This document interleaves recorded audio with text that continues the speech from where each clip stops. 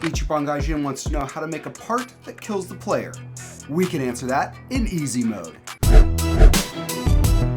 Okay, let's create our kill part. So I have a part in the scene already and I made it look really scary by changing its color to red. I renamed that part in my workspace to kill part and I added a script to it. I called my script kill script because it's going to kill the player. This is exactly what we want to do. Now, if you don't know how to do this part, go back and watch Mr. Matt's video on how to create a script and how to add it to a part. It's incredible. He's a genius and his head is that of a dog. I don't make the rules. All right, let's double click on our kill script to open it up. We have no code in here. If you have any code in your kill script, go ahead and delete it now. Let's follow Mr. Matt's patented 3-step process. The first part is to get all the important pieces. Well, the most important piece is the part, the kill part. So let's set that up in a variable. Awesome. Now we need to listen for an event. So we're gonna have that kill part dot touched. We're gonna connect up a function and we're gonna call that function kill player. All right, so far so good, but called the function, but we haven't created that function. Let's go in between the kill part local variable and the touched event and create a function called kill player. Parentheses for that magic and then the ending right here so that we know where the function ends. Now, will this just kill the player because I named it kill player? No, it's not magic. We have to tell this function what to do. But let's walk through what we want to happen. When something hits this block, I want it to die. Let's look at that. So the touched event can actually pass through what has touched it. That is just a built-in feature in Roblox. And we can use that in the parameter in between these parentheses. And we're going to call that hit. So touched is going to pass through hit. And then we can just destroy whatever hit the part. So let's go hit :destroy and call it good. Let's run our game. Let's see if this works. Where did my ground go? Where did my safe zone go? It destroyed, oh.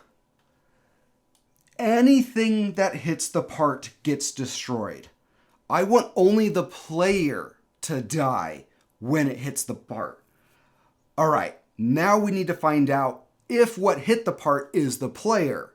Okay, so we can actually print out everything that has hit the part by saying hit.name. And so every time something touches this part, it will print out what has touched it. All right, let's hit play. Let's find out what has hit it. Okay, so it collided with the safe zone. So we can see that it hit the safe zone here. What happens if I run up and touch it? Ooh, I get all these parts: upper torso, lower torso, right foot.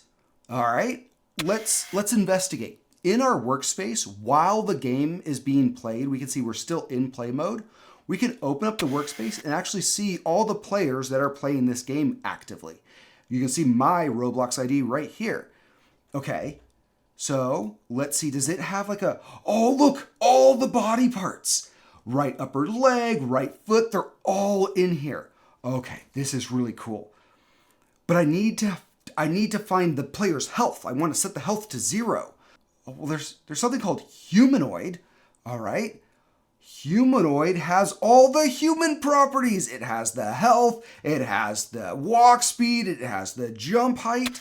So if we find out that whatever hit the block, let's go up and look for its parent, which is the player, and then we look for a child called humanoid, we can actually change the traits about it.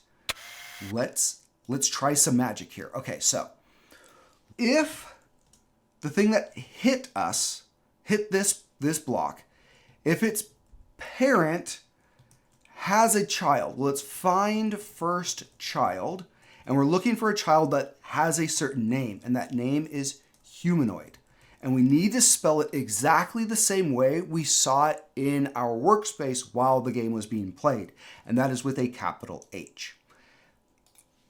If this is true, if the parent has a child called humanoid, then we know we can go into that humanoid and set its health. So hit parent dot humanoid dot health, and we can set that equal to 0. Let's see if this works. So we run our game. Okay, so it didn't destroy the ground. We can run up to it, and the player dies. Oh yeah, this works. This is awesome. And because we wrote the script the way we did, we can grab a bunch of other properties that are part of that humanoid and set their values to be other things. What crazy concoction can you come up with? I can't wait to see it.